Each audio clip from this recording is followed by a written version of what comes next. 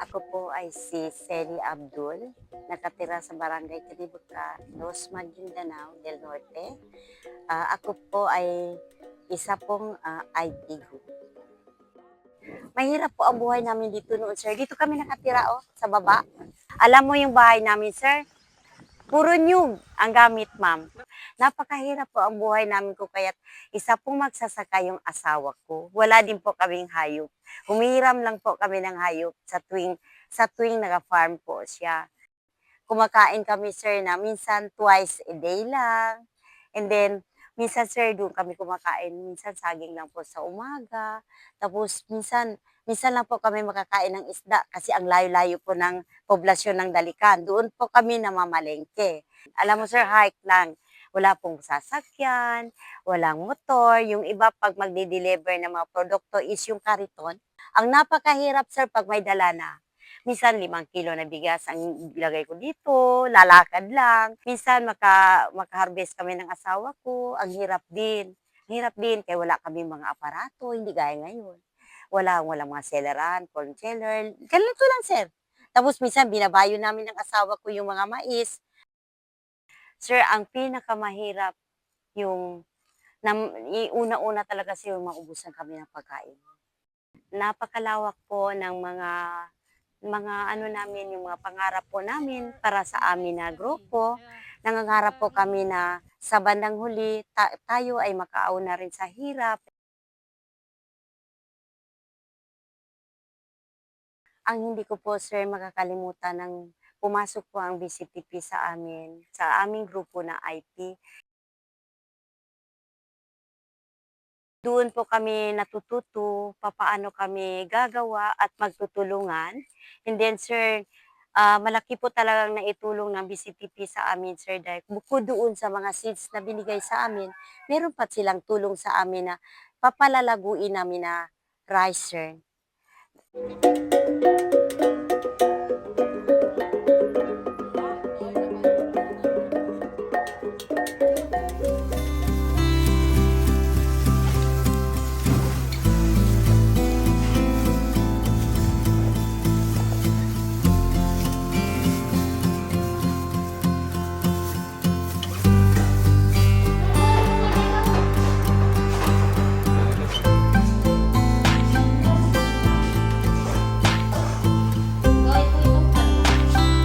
Ako po si Norhata Orencia, 25 years old po.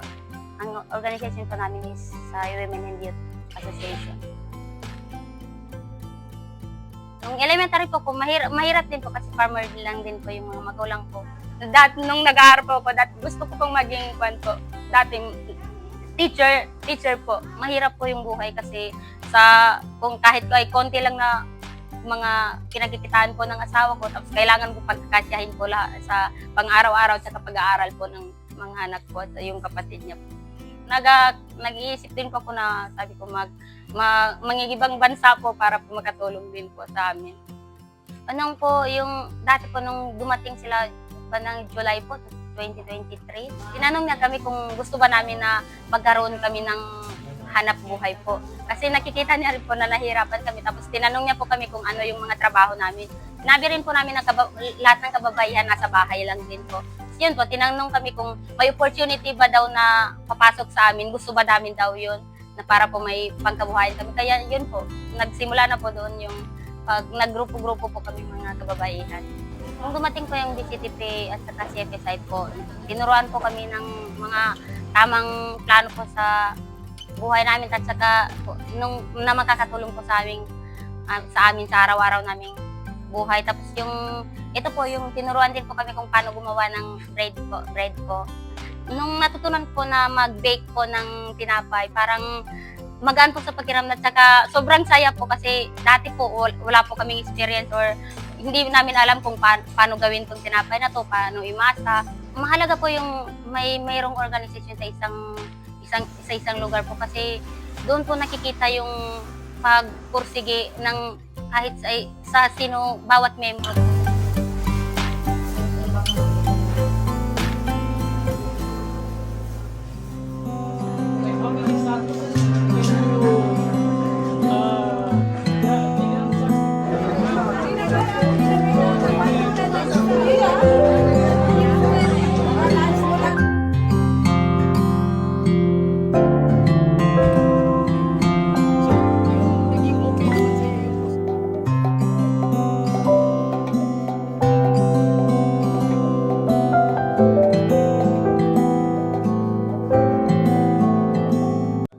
Dalawa yung naging role ng CFSI. One is as a trust fund recipient.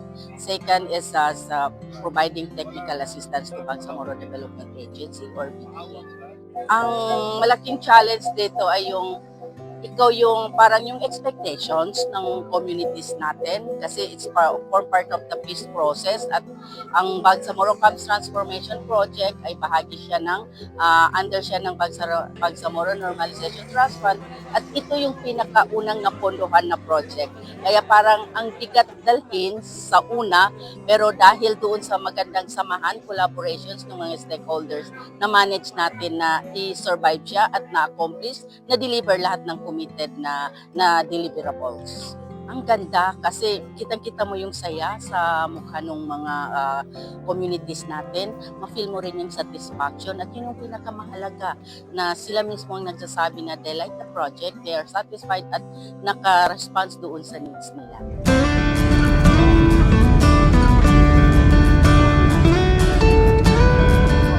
Bangsamoro Normalization Trust Fund, first project niya na napondohan ay ang Bangsamoro Camps Transformation Project. Ito na yan, yung si World Bank kasi yung fund manager ng BNTF, the Bangsamoro Normalization Trust Fund. So dahil siya talaga yung fund administrator, pero yung funding coming from different states, different partner donor. So nung napondohan nila yung PCTP under the BNTF, in-implement siya ng CFSI at saka BBA. So si CFSI yung nag-serve as trust fund recipient, binaba kasi ang implementing partner ng CFSI sa baba ay ang Bangsamoro Development Agency. So pero ang accountability ng project implementation ay si CFSI accountable siya kay World Bank as trust fund recipient si CFSI and siya yung lead implementing partner ng World Bank. So, ganun yung levels ng implementation niya. As agreed arrangement between the GPH at saka MILF. Hindi siya decision lang ng CFSI, BD at World Bank, kundi yun yung implementing arrangement na sinuggest ng Government of the Philippines at saka Moro Islamic Liberation Front. Nakasulat yan, nasa dokumento yan.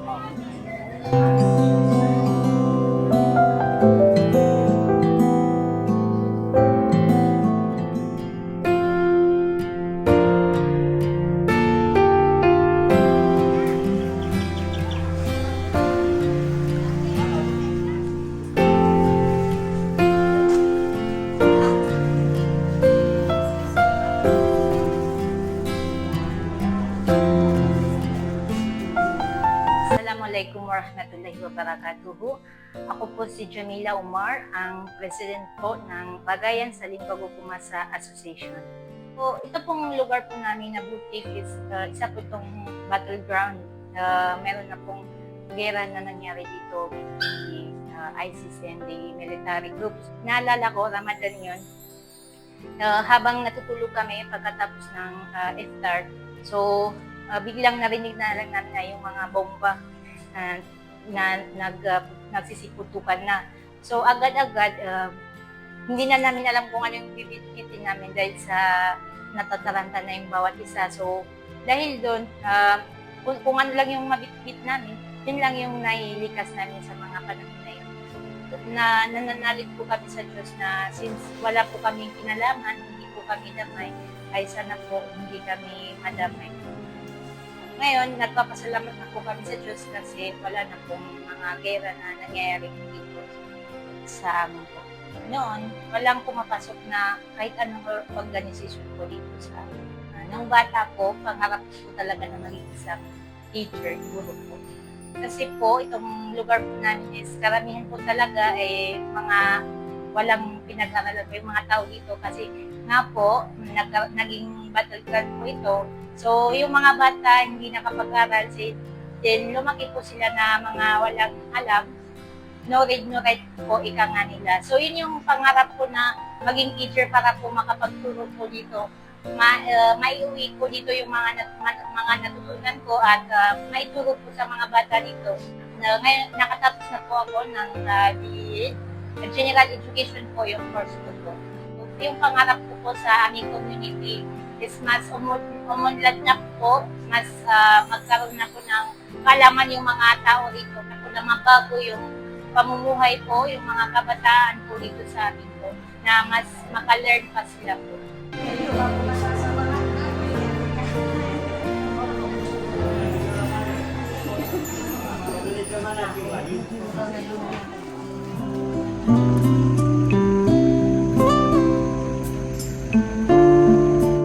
Ako si Kusen Rasamala Jemaudin, 49 years old. Kasalukuyan secretary ng cooperative. Hindi man Sunday ERC Marketing Cooperative. Mahirap kasi dati biktima kami ng giyera ng pagkaroon ng MILF at saka gobyerno ng complex. Kasi nandyan yung ilang taon o buwan nagbabakwit kami sa Marawi. Pagkatapos, balik na naman dito ang naano namin yung mga pananim namin. Kasi noong araw, wala nang makain eh. Kaya nga, yung tatay ko, mayroon siyang bigas na sa buwan. Kunti lang pa nga mga 2 kilo lang siguro yon. Sabi niya, anak, puntahan mo yung bigas dito sa buwan. Sa gilingan. Pagdating ko, tinignan ko yung lalagyan niya. Ang problema doon, inamag na. Araw ng pag-aani, mahirap kasi hindi kami makapunta rito dahil sa gulo. Nagsasacrifice po kami para puntahan dito. Minsan, parang nagbubuwis buhay kami para lang maani yung mga pananim namin. Nung bata pa kami, kaya nga halos lahat po kami mga farmers. Hindi kami nakapag-aral. Dahil sa hirap ng buhay dito, part po kami ng lumayan. Malaki po ang pinagkaiba dahil nung MILF pa po kami, sa Pumbat pa po kami, hindi kami makakapunta sa mga ibang lugar dahil huhuling kami ng mga kalaban, mga sundalo. Kaya sa ngayon, kahit na kami pumunta, okay, kasi wala na yung gulo. Kaya nagpapasalamat kami sa gobyerno na nawala na yung kaguluhan dito sa aming lugar. Buti nga, nandito dumating ang BCTP at saka yung lahat ng tumulong sa amin medyo na luwag-luwagan na ho yung pamumuhay namin. Ang talagang pangarap ko noon na sana mawala yung kaguluhan dito sa lugar namin kasi kahit na anong plano mo sa buhay, kung nagkakagulo ang bayan mo, hindi mo magagawa. Ang mga pagbabaho po, tulad nung hindi na kami nagpapakwet at saka maraming tulong na naitulong sa amin. Kagaya nito, itong mga galing sa BDA na mga project at saka kahit anong gawin namin dito sa lugar namin, malaya kami na nagagawa namin lahat ng gusto namin gawin. Malaking tulong talaga ang BCTP sa pagtulong nila sa amin dahil yung parang na-organize yung namin kasi hindi tulad ng araw na yung cooperative namin parang walang direksyon eh. Nung tinulungan kami ng BCTP, parang nagkaroon ng direksyon kung paano namin palalaguin yung lahat ng nila sa amin.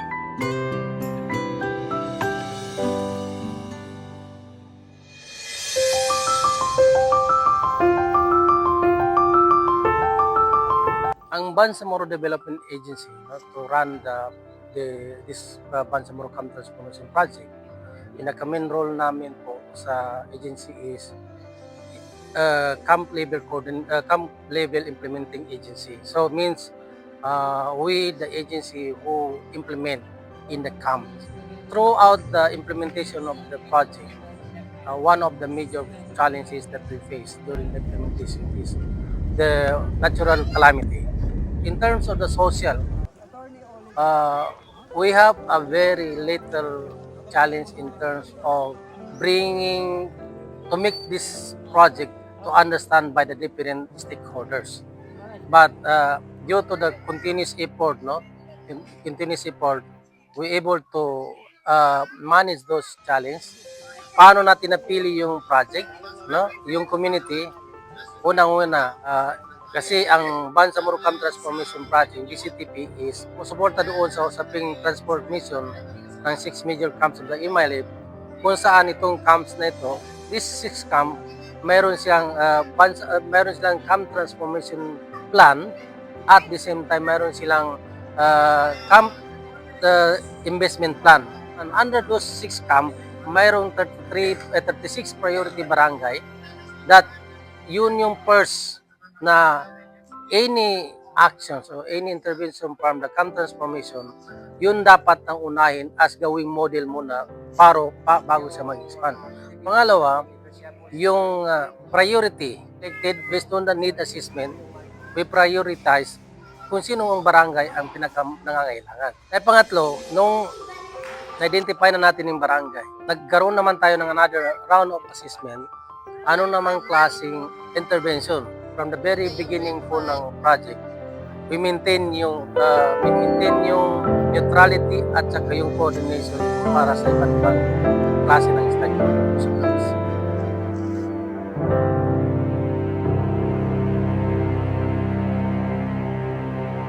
Si Rayhana Lasip, nakatira sa Barangay Mamaanan, Baloy, Lanao del Norte.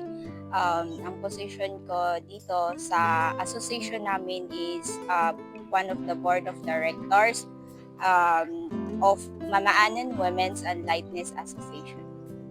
Well, actually, sa Cagayan de Oro ako nakapagtapos from my elementary to college. Then, after ng pagtatapos ko is umuwi na kami dito sa probinsya. Kasi siguro ika Manila, kahit saan ka papampadpad na lugar, hahanapin mo pa rin talaga kung saan ka nakatira, kung ano yung hometown mo talaga. Parang babalikan mo pa rin talaga yun. Ang hindi ko talaga malilimutan is yung 2000 kay Erap ata yun, that time. All out war yun sa panahon ni Erap.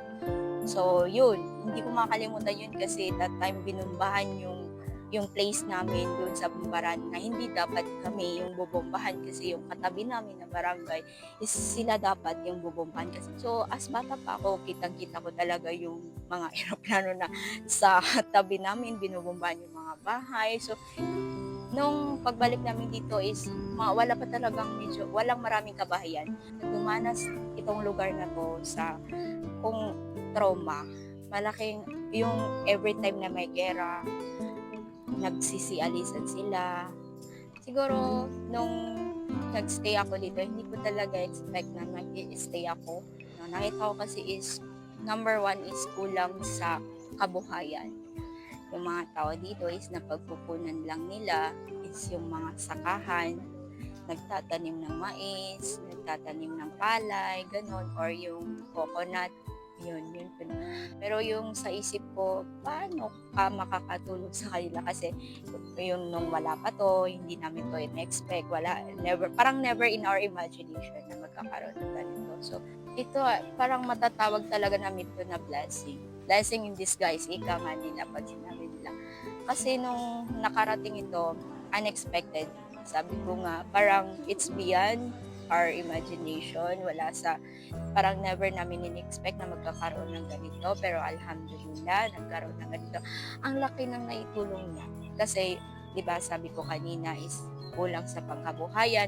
So, nung nagkaroon ng ganito, bawat isa sa amin is nagkaroon ng opportunity. Pero ang pinaka hindi namin malilimutan na malaki talaga yung natutunan namin is number 1, yung food processing. Kasi doon kami natuto na magluto ng iba't ibang pagluluto ng mga product namin. Lahat yun bigay ng training ng BDA sa amin. Is malaki yung tulong yun kasi doon din namin nalaman natutunan kung papaano namin ma-improve yung association namin. Ang pinaka nagbago sa amin ngayon is nagkaroon na kami ng sariling mga kita. Kung wala itong project ng BCTP, kung hindi dumating yung DDA sa amin, masasabi ko na yung situation nung dumating ako dito before, siguro mag-stay pa rin yun. Kasi wala talagang pagkukunan eh. Ang inaasahan lang talaga ng mga residente dito, ng mga community, is yung mga kabuhayan sa mga lupa nila, kung ano lang yung maitatanim nila. Pero ang greatest lesson ko is huwag kang mawala ng pag-asa. Kasi tulad nga ng sabi ko in my own, sa personal ko, parang sabi ko, never ko in-expect yung baga nung dumating ako dito. Nag-iisip ako kung paano ako makakatulong sa community, na kahit may natapos ako, ano yung may aambag ko sa kanila, na kahit konti is makatulong. Yes, masasabi ko na nag-success yung community namin. Why? Kasi bawat isa, as I said, bawat isa sa amin may kanya-kanya ng kabuhayan. Na dumating man sa punto na iiwan na kami ng BDA, ito na lang yung matitira sa amin, itong binigay nila. Gusto kong ma-assure na mag-maintain ito, na maging alaala namin sa BDA, na kahit wala na sila, naiwan nila sa amin yung mga tinuro nila. Yeah. Parang ayaw ko kasing sabihin mag-e-end yung project nila. Kasi ang laki na naitulong nila sa amin.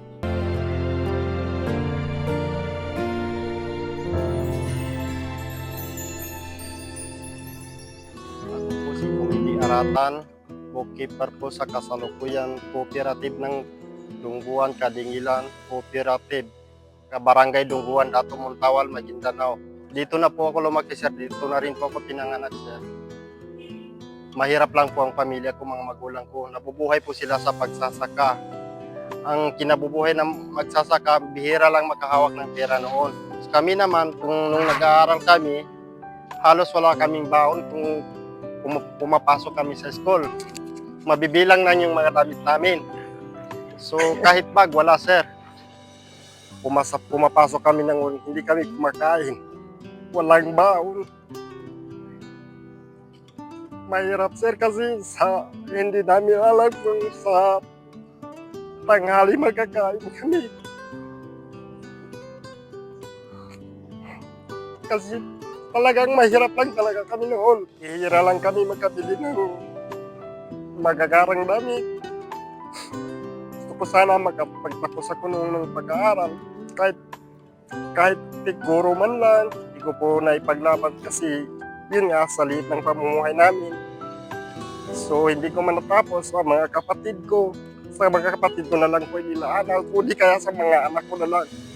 Sakaling magprosige sila sa pag-aaral para marating nila yung mga pangarap na hindi ko narating. Hindi ko po makakalimutan na natanggap namin mating po yung project ng BCTP. Kabilang po yung mga itong solar dryer po natin dyan at saka yung building, socio-infrastructure building po natin. Natuto kaming magkaroon ng mga skills training, magkaroon po kami ng kaalaman para magpagtatakbo ng negosyo. Malaking tulong po yung pagbigay ng proyekto ng BCTP kasi yung manual na pagsasaka namin noon nagkaroon na po ng makinarya. At saka kung sakaling may ma-harvest man kami ng mga produkto, mayroon na po kaming area na pagbibilaran, mayroon na po kaming area na pagbintahan. Gumanda po ang pamumuhay ng mga tao dito pagdating ng barn at saka BCTP. Kasi wala nang gulo, maganda na yung pamumuhay nila, nakapag-aaral na ng maayos. Kung wala po si BCTP po, hindi po dumating sa aming bayan, wala po kaming project, wala rin po kami mga makinarya na gamitin sa pagsasaka, wala rin po kami panghakot, wala rin po yung dryer natin.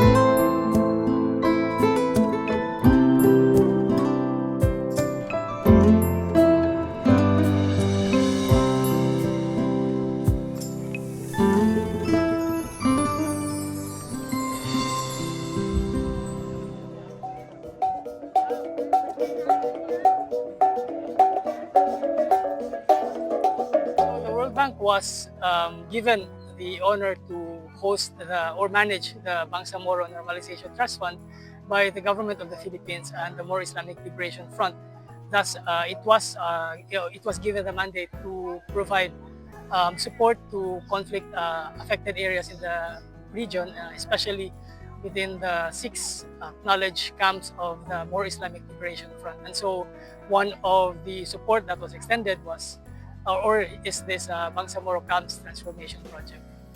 Based from the reports and also the validations made by the bank and also its implementing partner CFSI and BDA, I would say that the BCTP project has been successful in terms of achieving its intended outcomes and also the results and its expected targets of the project.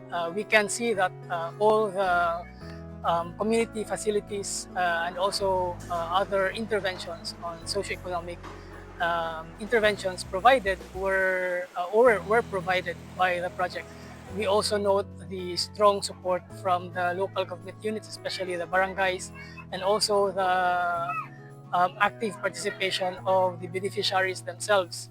And so there are already stories that we can